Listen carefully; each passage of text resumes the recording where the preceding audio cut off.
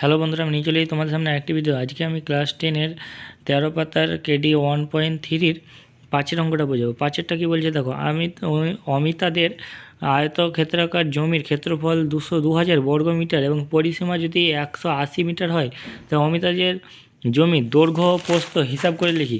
তাহলে দেখো, জমিটির পরিসীমা দেওয়া আছে 180 মিটার, তাহলে জমিটির অর্ধ পরিসীমা কত? অর্ধ পরিসীমা হবে 90 মিটার। তাহলে জমিটির দৈর্ঘ্য যদি মিটার হয়, তাহলে জমিটির প্রস্থ হবে দৈর্ঘ্য 20 90 থেকে এক্স মাইনাস হবে এদিকে। এবার শর্ত অনুসারে দৈর্ঘ্য ইন্টু প্রস্থ সমান দৈর্ঘ্য ইন্টু প্রস্থ ইজিক্যাল টু হয় ক্ষেত্রফল হয়। ক্ষেত্রফল 2000 দেওয়া আছে, দৈর্ঘ্য এক্স আর প্রস্থ লিখলাম, ক্ষেত্রফল। এবার এক্সটাকে ভিতরে ভরে দিলাম, এই ফিগারে আসবে। এবার মাইনাস এক্সটাকে আগে নিয়ে চলে এলাম, আর +20 এদিকে এলে -20 হয়ে যাবে। ইজিক্যাল টু এবার এটাকে মিডল ফ্যাক্টর করে দিলাম।